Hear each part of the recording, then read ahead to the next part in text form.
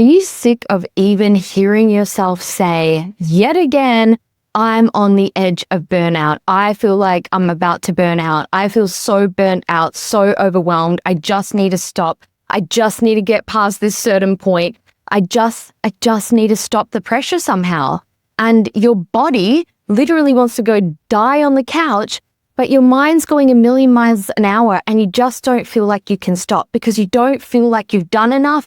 You feel like you're behind and you're constantly behind and you're constantly trying to play catch up.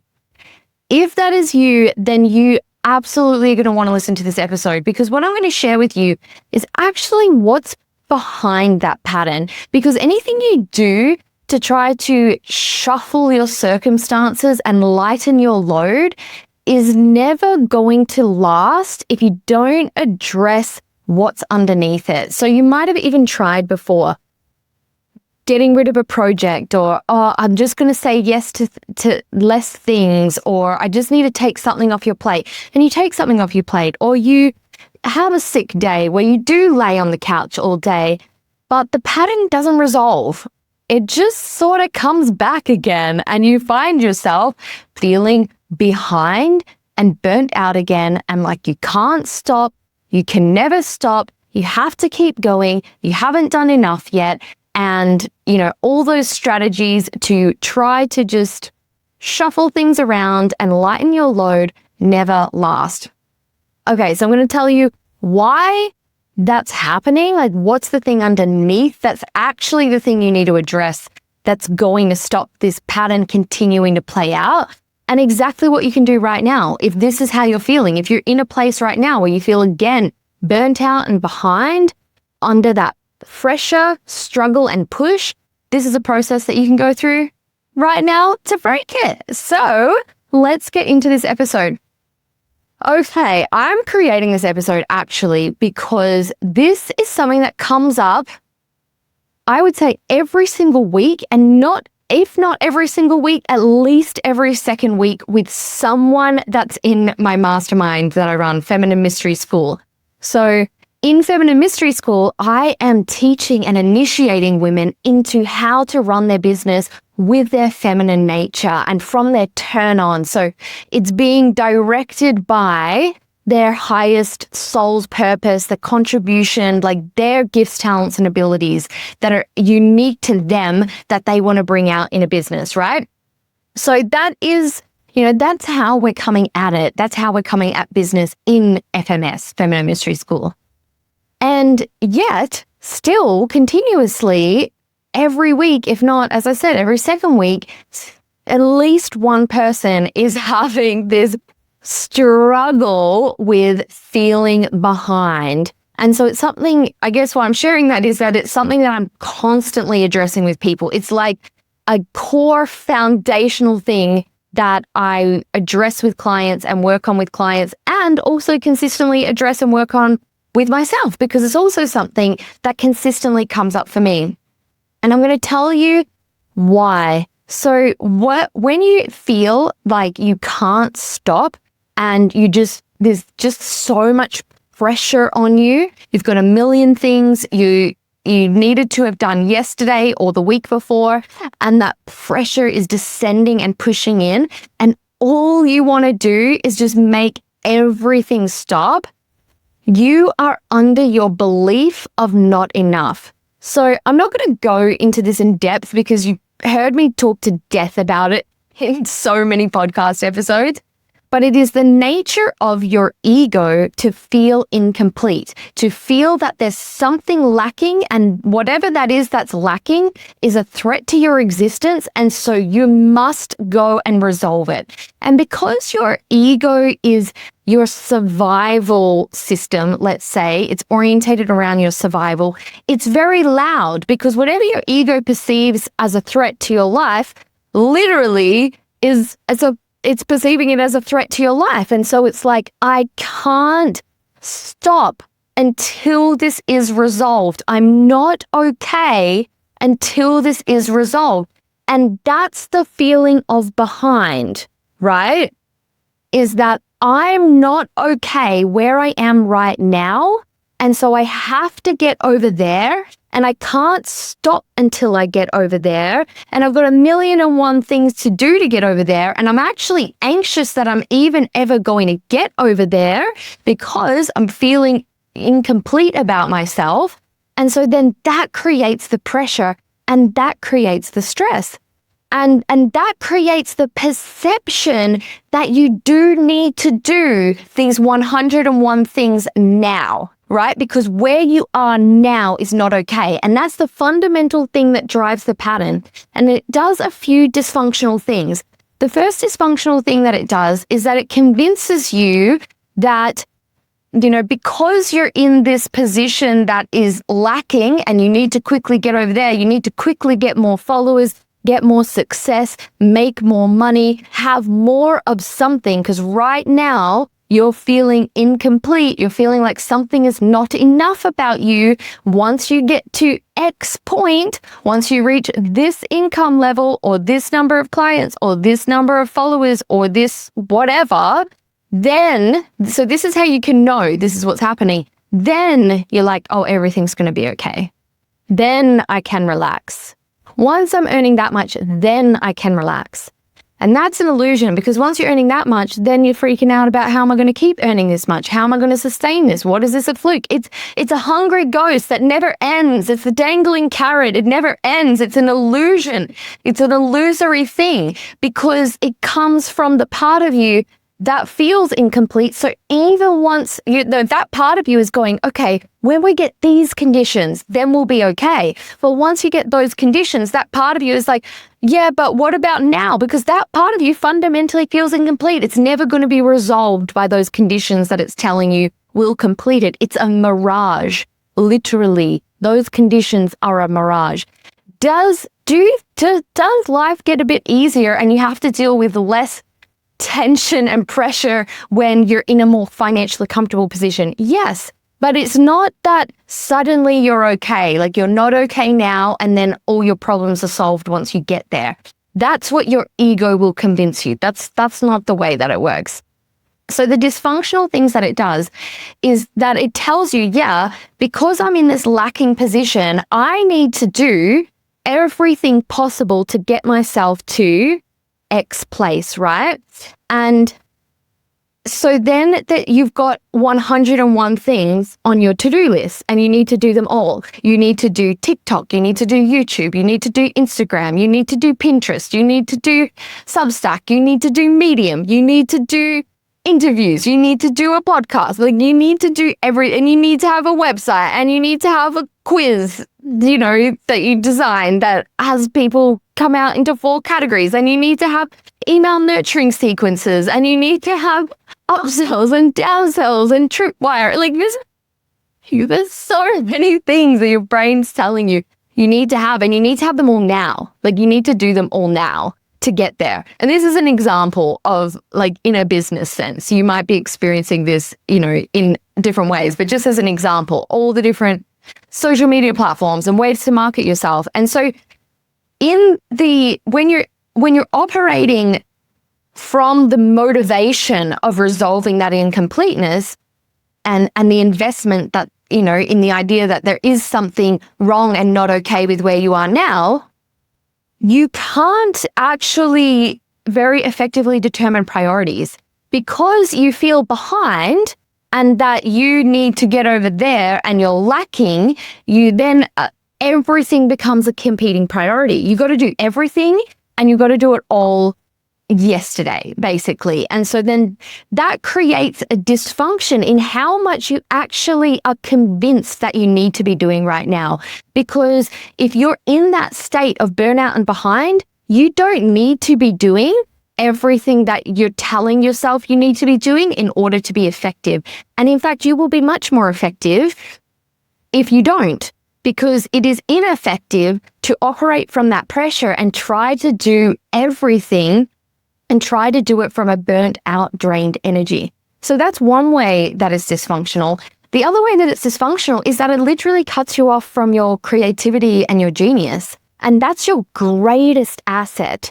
That is your absolute greatest asset in creating momentum, magnetic, like the things that you're doing to actually be magnetic, the offers that you're creating to actually be magnetic and really land and hit for people, and to have those really inspired ideas that connect the dots. So one of my coaches and biggest mentors that I've had, William Whitecloud, presented a model. I'm actually feel like I heard this model actually at university as well when I studied engineering, but about creativity. And I want to share it with you because I actually think it really helps illustrate this point really well. So there's different levels of creativity, and we can define creativity actually fundamentally here as the ability to make connections, but that aren't usually made, or really just the ability to make connections. Right? If you're being creative, you're making connections between things. You're making the connection that like, oh, I just met a girl like at a party who sells her products through this store. I could ask her for an introduction to sell my products through that store. That's a connection that you made, right? So that actually only happens when you're operating at a certain level of creativity. Otherwise, you might just miss those things. They don't occur to you. You have amnesia. You thought about it and then you forget about it.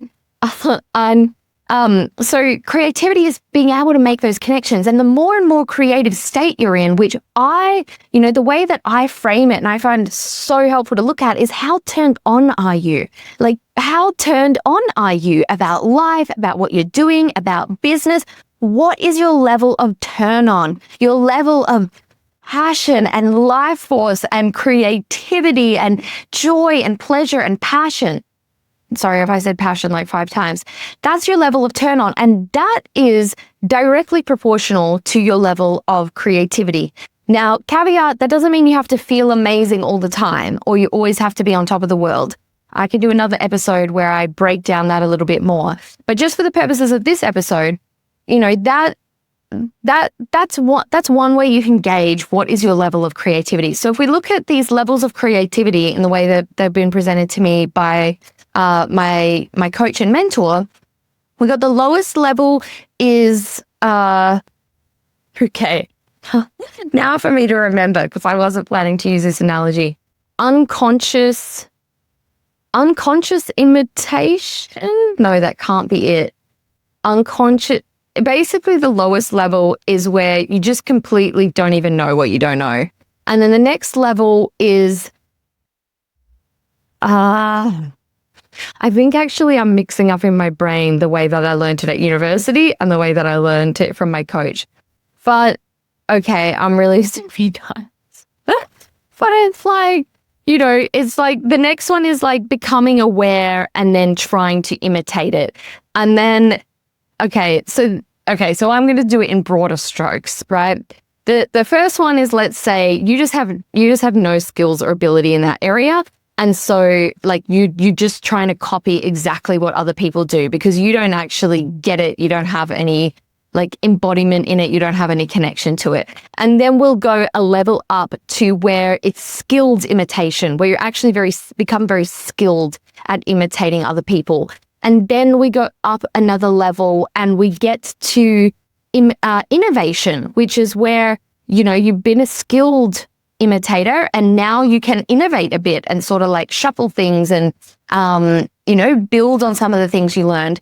And then we get to the top level, which is genius, which is where you really are making those unique connections that other people aren't making. That's not something you just saw somewhere else. It's not something you just heard somewhere else and then maybe like built on. And that's your genius. And so your genius is you operating at your highest level of creativity, making these connections. And that's actually really the whole point of creating from your feminine nature and being fully turned on and connected, is that you're operating at that level. You're inner referenced, you're going by your ideas, your creativity, your inspiration, which, side note, maybe I could do a podcast episode on this. This is where I'm finding, AI is something that I've been exploring in the past couple of years, how I use it in my business. And there is just such a tendency, if you're not careful with it, for AI, like if you lean too heavily on it, for AI to take you in the path of basically, I guess, skilled imitation, because it's taking you back and maybe even innovation, because it takes you on a tangent. Basically, it's pulling from all the information that's been pulled on the internet, right? And then it's getting you to do things based off of that, what it recommends based off that. And if you're not careful, you stop bringing in your ideas, your inspiration, your essence, your genius level of creativity. And and so it actually can start taking you away from your true path and your true creation if you're not careful with how you use it. So coming back to feeling behind and feeling, burnt out and creating from that pressure of not feeling enough, I need to quickly make up for how I'm not enough, in which case you're never going to trust yourself. You're never going to be able to operate from the unknown and genius ideas, and you're not even going to be able to receive them, because you can only go from what is known or proven, or like the thing that you think is going to work, by looking outside of you when you're in that place. And when you're in high stress, you're not receptive. So when your nervous system is activated in really high stress, you're not receptive. You're not receiving from your intuition. You're not connected. You're not operating at the level of your genius. You can have a lot going on, but there's a real difference between a lot going on and, holding high tension and being in stress. They're different things. And so stress is when you're actually, like, your nervous system is in a state that it's perceiving a threat and you need to manage and deal with this threat. That's different to, I have 2 or 3 businesses, I'm writing a book, I'm producing a clothing line, I'm launching new coaching programs, and it's a lot, and it's a lot to hold, and it's a lot to hold the unknown of that. But I'm in the trust and the passion that it's all working out for me. And if anything totally fucks up or fails in some major way, I'll be able to handle it and meet it when I get there. And I don't need to go into controlling these creations. So that's the difference there. So when you're in stress, where you're actually unconsciously operating under the assumption and perception that there's a threat in your environment that you need to quickly resolve in order to be okay, you're not in your creativity. You're not in your genius. You're not getting that inspiration. And so the things that you're in the mechanical way of operating, the very linear, 1 + 1 = 2. If you're lucky, if I do this and I do these posts, I'll gradually, slowly chip away. And that is a way to create, but it's honestly, how's it working out for you? If you're listening to this episode and you're feeling burnt out and behind, that ain't working out so great. Maybe you're making some progress with things, but you don't want to feel burnt out and behind. You don't want to feel like you got to burn down your whole business at some point because you're so depleted and exhausted from it. You don't want to feel like you need to go into collapse for 5 days because you were under so much pressure and just check out from everything. You want to operate with rest. You do. You want to operate in a way that regulates your nervous system and rejuvenates your nervous system. And that's very different from collapse. And when you're in that feeling that there's just so much pressure on you and it's so high pressure, your reaction to that, so not the stepping out of it and into your turned on nature and into your creative genius and holding that you are the predominant creative force and you're a powerful woman, and being able to then see clearly, functionally, what of these 101 things do you actually need to do, actually true for you to do? You haven't stepped into that. You just reacted to the pressure and gone, I need to somehow make this stop. And so you go into collapse, which is where you just turn everything off and you collapse on the couch and watch Netflix for 5 hours or something, or have a joint or drink a couple of glasses of wine because you just need to check out. You need to collapse. That's not really the functional way. So what I'm going to share with you now in terms of the steps to break this pattern is how to actually step out of it, not just collapse to try to manage it for a while and then go back into it. And honestly, even when you do collapse to try to manage it for a while, it doesn't help, right? Have you ever experienced this? I know that I have. I don't feel rejuvenated by it. ever, if I can manage to let myself do it when I'm in that mode, it's still not rejuvenating. You still feel in that constant pressure and you just feel like, how can I make this pressure stop? Well, I'm about to tell you how you can make that pressure stop. You make that pressure stop not by trying to make yourself do less, but by fundamentally going to that source of the belief of not enoughness, that who you are or where you are now in life or any of your circumstances are not enough and not okay, and you need to quickly get out of them in order to be okay. You go to that source, you make the shift on that fundamental level, and then that will ripple out to all of the obvious shifts and changes to take yourself out of that overwhelmed, constant pressure behind experience. So let's do it. Let's do this, baby. Number one, the first thing that I want to get you to do, right before we do it, the thing that I want to say is, once you do this, even once you do this, this will break you out of the pattern for now. And then because your ego never goes away, and this is the thing, like, it gets easier and easier and you get more and more embodied in your ease and your enoughness, but it will most likely surface again. And so when it surfaces again, all you need to do is don't go along with it. Come back and do this process. Come back and do this practice with it. Okay, so the first thing that you're going to do is write down a list of everything that feels not okay that you need to quickly resolve in your life. Circumstances, things about you, where you are right now. What are you trying to get away from? What feels like this isn't okay and I can't stop until this is resolved? Is it your income level? Is it an amount of debt that you have or clearing debt? Is it an amount in your bank account? Is it an amount of followers? Or, if you can articulate it in terms of your business, what are the exact conditions that feel like they're not okay right now that you quickly want to reach somewhere else? So articulate it, write it down. It might even be things about yourself personally as well. Write it all down, do a thorough inventory, what's not okay, what's incomplete, and what might also naturally come with that is everything you're telling yourself you have to do right now.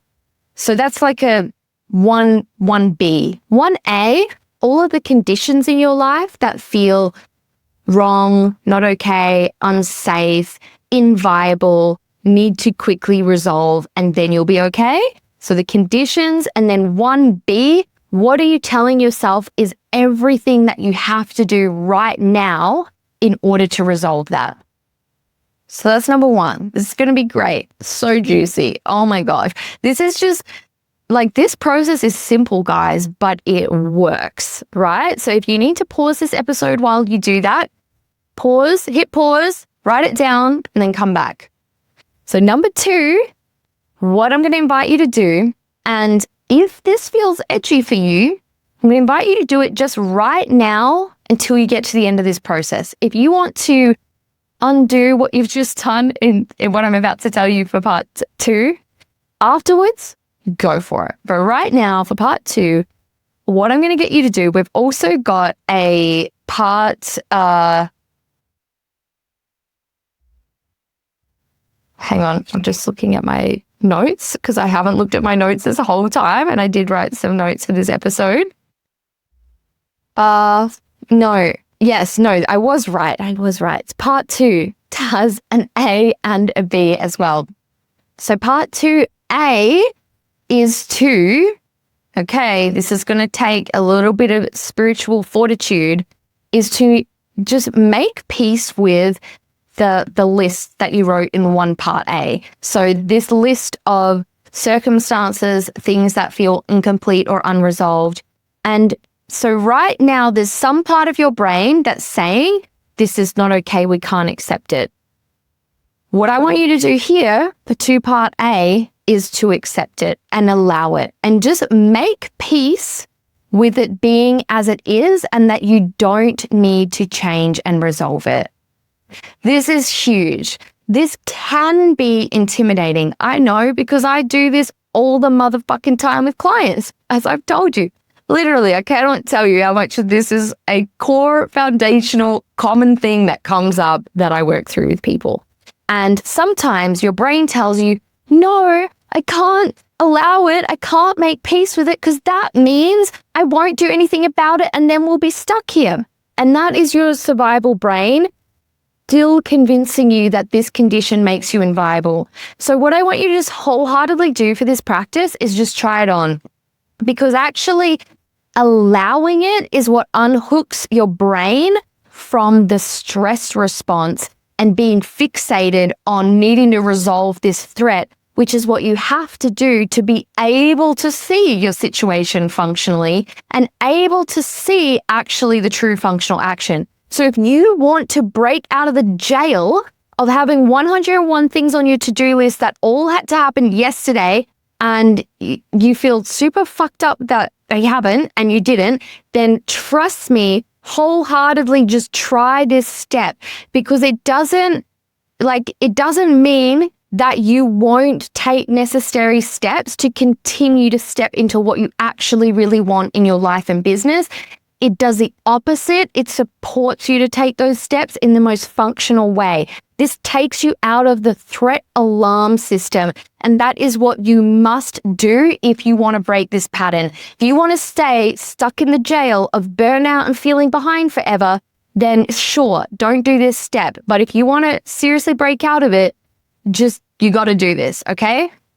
So go through each thing and just imagine not accepting it and allowing it and not needing to change it. And it's going to take most likely a level of ego death. You're just going to have some ego death, because your ego wants to be successful, wants to be rich, wants to be famous, wants to have unchallenged security and safety in life.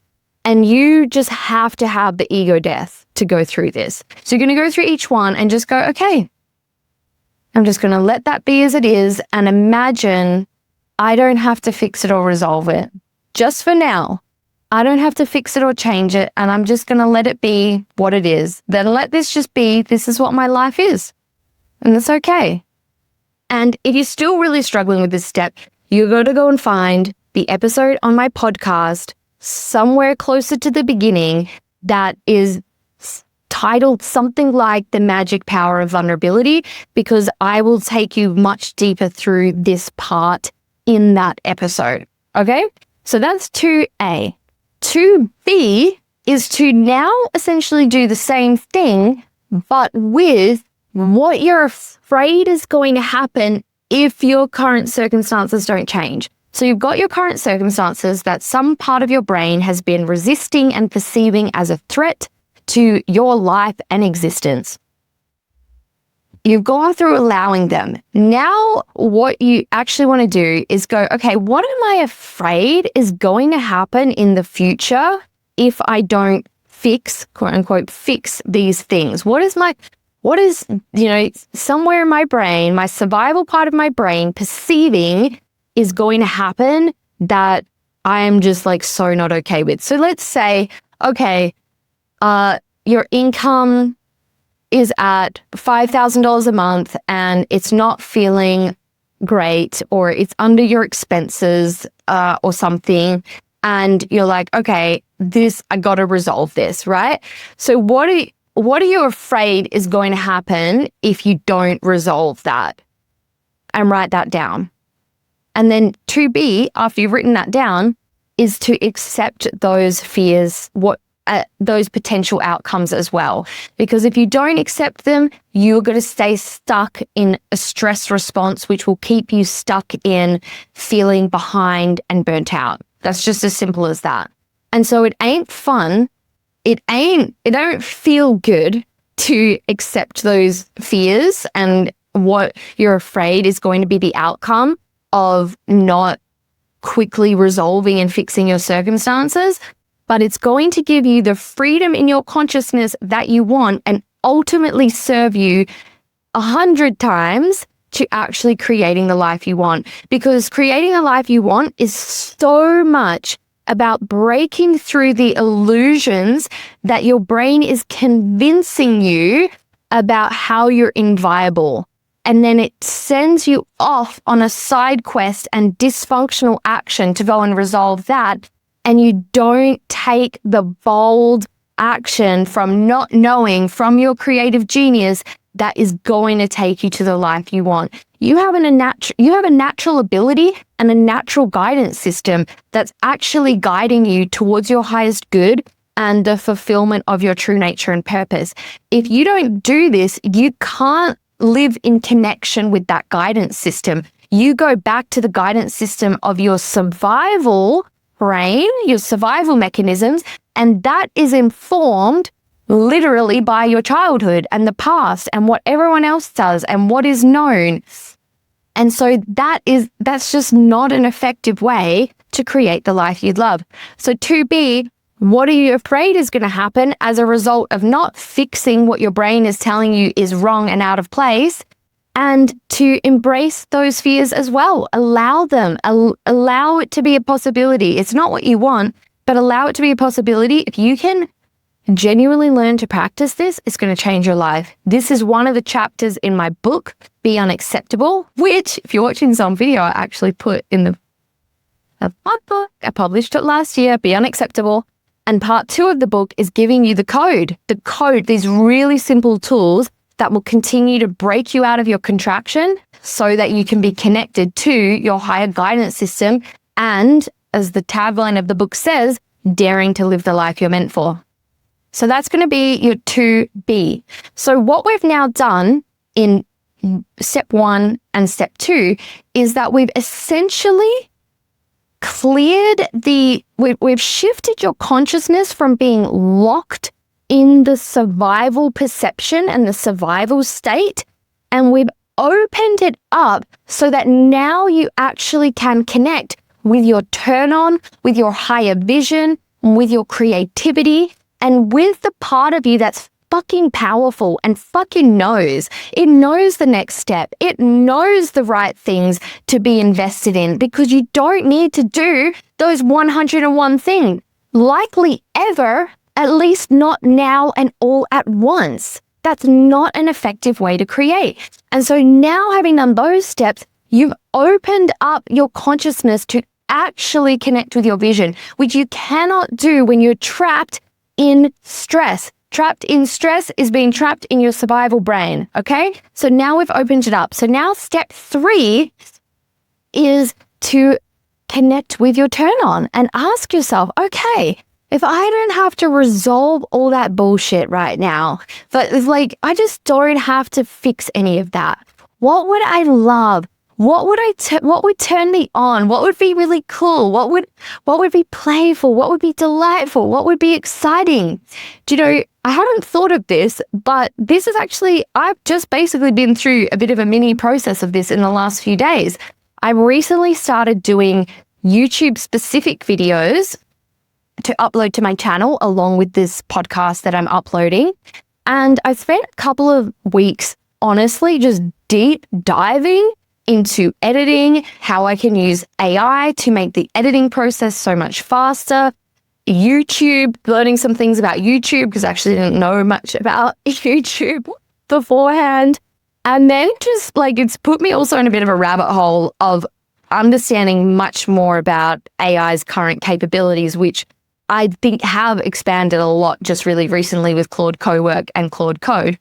Anyway, it put me in this real do mode, and I was acting on my creative ideas, but like I actually just spoke about in my last podcast episode, calculated versus devoted and the difference in the energies of being calculated and devoted, and how you usually will flip into getting calculated even if you started devoted, and how to recognize that and pull yourself back into the devotion.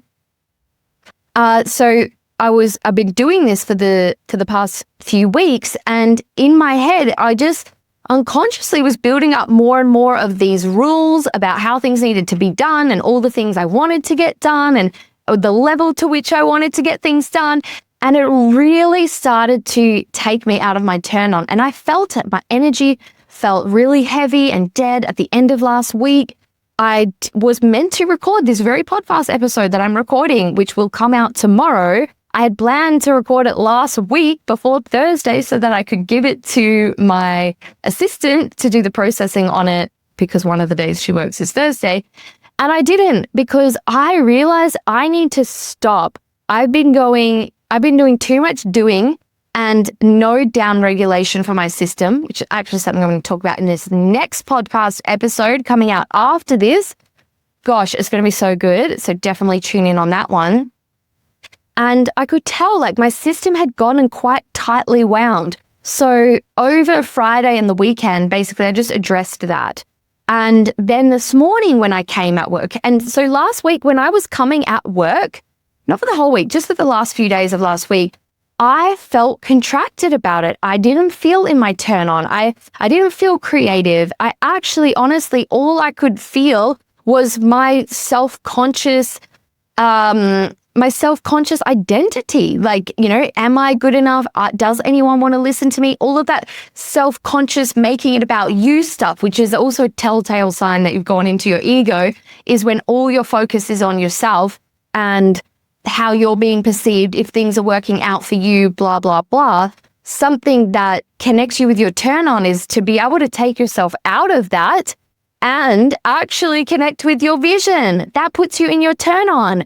And so today, when I was getting at work, I was like, okay, I know that I need a really spacious morning. I've actually got plenty of time to make this podcast. I'm actually going to make my only thing I need to get done today, recording my podcast. And I'll do it in the afternoon and I can just take my time. And so from there, letting myself have the space where I could follow little curiosities and I could let things come to my mind, and I wasn't actively engaged in learning, because that's what I realized got a bit out of balance in those couple of weeks beforehand. Was like all my spare time, I was watching YouTube videos about things.